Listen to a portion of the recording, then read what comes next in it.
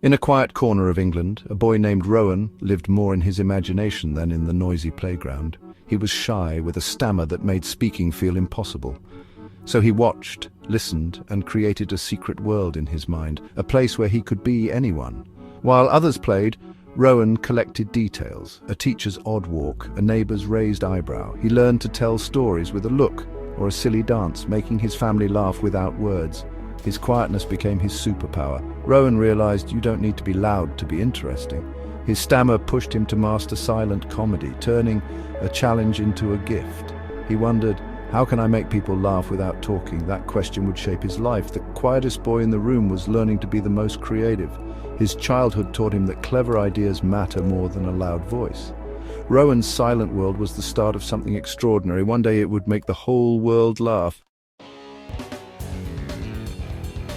Rowan went to Oxford, not for acting, but engineering. By day he solved equations. By night he joined the drama club, letting his imagination run wild on stage. Performing, his stammer faded, replaced by laughter. He met Richard Curtis, a writer, and together they created sketches that made students roar. Rowan experimented with faces, walks, and timing, learning what made people laugh. Engineering and comedy blended, precision in jokes, careful timing in every gesture. He was an engineer by training, but a comedian at heart. His double life taught him that creativity and logic could work together. Every movement was planned, every laugh engineered. Rowan was building something new, a comedy style all his own. The stage became his laboratory. He wasn't just solving problems, he was inventing joy. The skills he learned at Oxford would shape his comedy forever.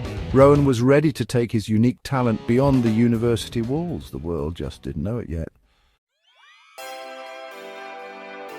After Oxford, Rowan and Richard Curtis pitched their comedy to TV producers. But Rowan didn't fit the mold. Awkward, quiet, with a stammer. Rejection after rejection followed. You're funny, but we don't know what to do with you. Most would have quit, but Rowan turned no into motivation. If TV had no place for him, he'd create his own. He imagined a character who barely spoke, a grown-up child, clumsy, odd, but lovable. Inspired by silent film stars, he experimented in the mirror. Faces, walks, names, Mr. White, Mr. Cauliflower, no, Mr. Bean. Mr. Bean was the answer, a character who didn't need words, who made awkwardness hilarious. Rowan's so-called weaknesses became Mr. Bean's strength. He built a character out of everything that made him different. Mr. Bean was ready to meet the world. Rowan had turned rejection into invention. He proved you don't need to fit in to stand out. The world was about to discover a new kind of comedy. All it took was a little imagination and a lot of persistence. Mr. Bean was born from no, but destined for yes. The quiet boy was about to make a lot of noise. When Mr. Bean first appeared on TV, audiences were baffled and then delighted. Here was a man in a tweed jacket, barely speaking, getting into ridiculous trouble, changing on the beach, falling asleep in church, wearing a turkey on his head. Mr. Bean was pure visual chaos. Britain laughed, but soon so did the world. Mr. Bean's comedy needed no translation. In France, China, Brazil, everyone understood the jokes. No words, just universal silliness, painting with fireworks, cheating on exams, making a sandwich with a sock. Mr. Bean broke comedy barriers, uniting people with laughter. Only 15 episodes were made, but they aired everywhere again and again. 2 movies, a cartoon, and global fame followed. Mr. Bean became more recognizable than most movie stars, all with a few grunts, mumbles, and perfect timing. Rowan's quiet genius spoke to everyone, everywhere. He proved that laughter is a language everyone understands. The boy who lived in his head now lived in the hearts of millions. Mr. Bean belonged to the world. And it all started with a silent idea. Sometimes the funniest voice is the one that barely speaks.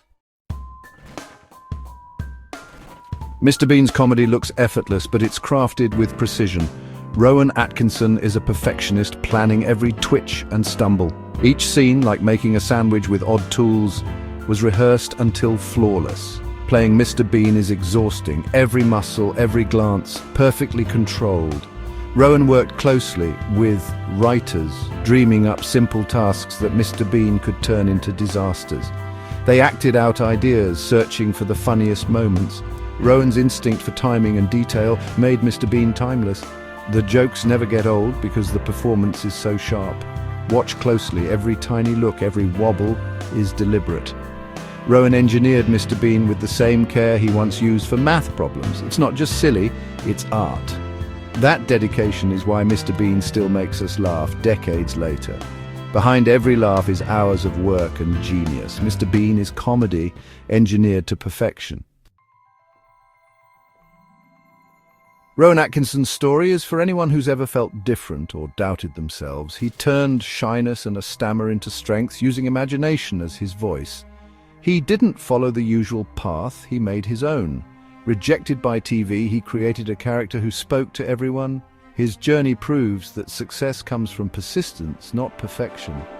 A man who struggled to speak made the world laugh without words. Mr. Bean is a symbol of creativity's power to connect us all. Rowan showed that you don't need to shout to be heard. Sometimes a quiet idea can echo around the world. If you feel held back by your challenges, remember Rowan's story. Your courage and creativity can turn weakness into wonder. The world needs your unique voice, even if it's a little quiet. The boy who lived in his head made the world laugh, and so can you.